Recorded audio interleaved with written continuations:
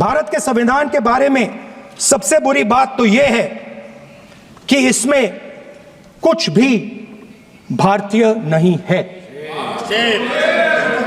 भारत के संविधान के बारे में सबसे बुरी बात तो यह है कि इसमें कुछ भी भारतीय नहीं है। यह आपके नेता ने कहा था, जिसकी आप पूजा करते हैं।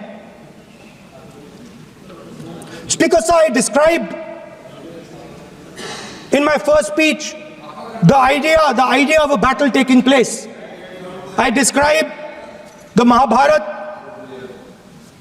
described Kurukshetra. There is a battle taking place today in India.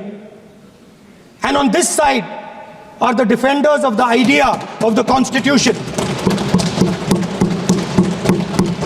And from each state we have one. If you ask us Tamil Nadu, we will tell you Periyar.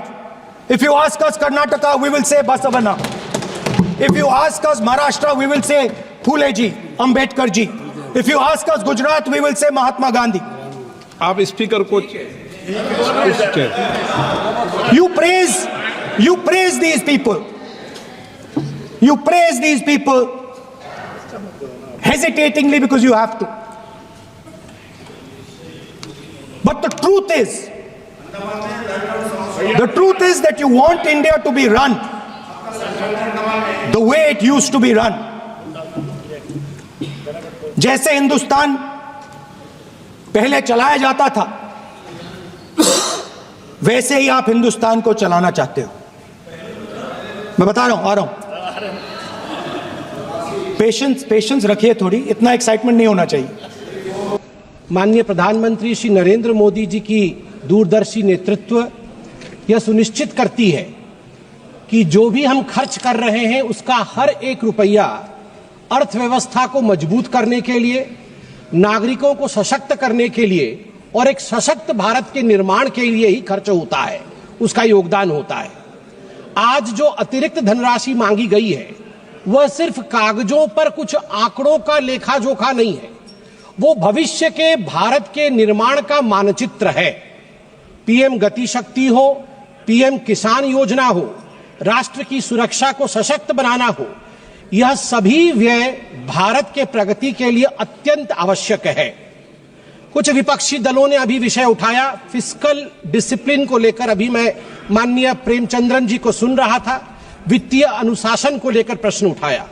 मैं याद दिलाना चाहूंगा, I would like to remind them that there was a period during the rule of the UPA when recklessly they had burdened the economy with unplanned spending, अनियोजित खर्चे and policy paralysis.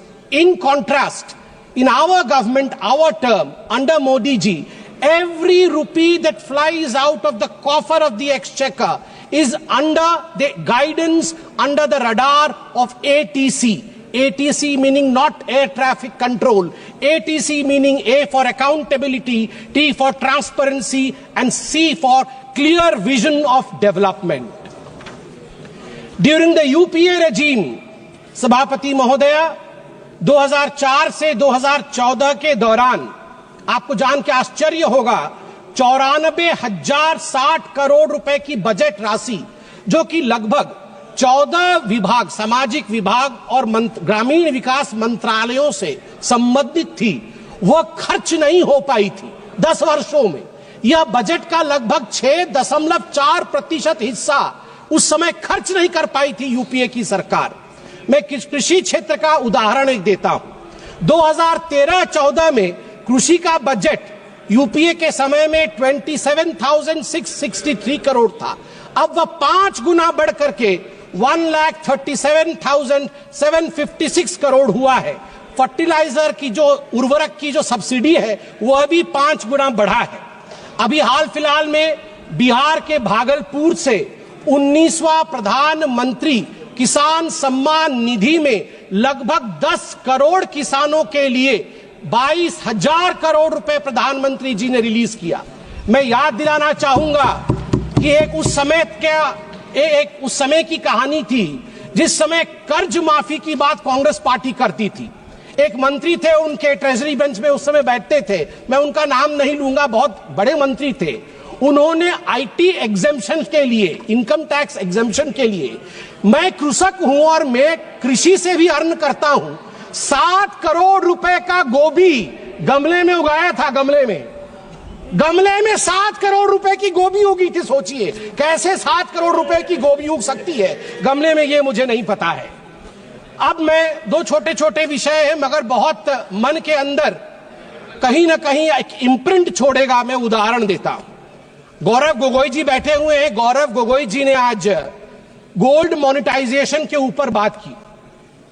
मैं 2 headlines लेके आया हूं। पहला headline है Indian express का, मुंबई से जो छपा था, जुलाई 8, 1991 का हेडलाइन है और ये लिखा है शंकर अय्यर ने। हर कोई इसे सुने और पढ़े भी। Secret sale of gold by the Reserve Bank of India, 21,000 kg of metal airlifted to coded destination। एक समय था 1991 में राजीव गांधी ने और कांग्रेस पार्टी ने चंद्रशेखर जी की सरकार से हाथ खींच लिया था। उस समय लिक्विडिटी की अभाव थी। देश में एक त्राहिमाम की सिचुएशन बनी थी अर्थनीति में, और उस समय पहली बार हिंदुस्तान के ऊपर वो त्रासदी आई थी कि देश के सोना को 67 टन ऑफ गोल्ड इसको गिरवी रखा पड़ा था। और शंकर अय्यर जी कहते हैं कि मैं मुंबई के एयरपोर्ट में देख रहा था, चुपके गाड़ियां आ रही थी आरबीआई की और हिंदुस्तान के सोने को एयर इंडिया के एयर बस में लोड किया जा रहा था, हिंदुस्तान के बाहर भेजा जा रहा था।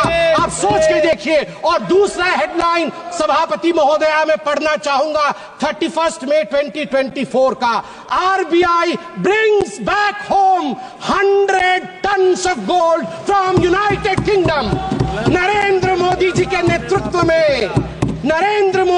नेतृत्व में 1 लाख केजी सोना, 1 लाख केजी सोना बाहर से 2024 मई को हिंदुस्तान वापस आता है।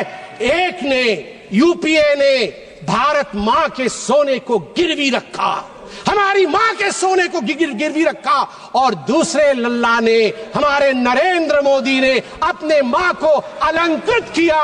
ये होता है फर्क। मैडम सभापति महोदया, मैं एक छोटा सा उदाहरण देके अपने विषय को समाप्ति की ओर ले जाऊंगा। मैं एक और उदाहरण देता हूं। पूरे इस सप्लीमेंट्री ग्रांट में power grid corporation of India limited PGCIL के लिए अधिक व्यय की मांग की गई है, मिनिस्ट्री ऑफ पावर के अंतर्गत आता है। मैं एक हेडलाइन पढ़ता हूं, जुलाई 31, 2012 का 3 ग्रिड। मुझे याद है अभी निर्मला सीतारमन जी आएंगी। निर्मला सीतारमन जी उस समय प्रवक्ता थी, पार्टी की, बैठी हुई थी एक चैनल के डिबेट में। अचानक अंधकार हो गया, डिबेट बीच में बंद हो गया और 22 राज्य में अंधकार हो गए थे, क्योंकि 30 और 31 जुलाई 2012 को नॉर्दर्न ग्रिड, ईस्टर्न ग्रिड और नॉर्थ ईस्ट ग्रिड, तीनों ग्रिड फेल हो गए। 700 million people were plunged into darkness. 9% of the world population were plunged into darkness. TMC के लोग बैठे नहीं हैं। 200 मजदूर एक माइन के अंदर बंद हो गए। न जाने कितने लोगों ने जो वेंटिलेटर पे थे उनकी जान उनको गंवानी पड़ी थी। और आज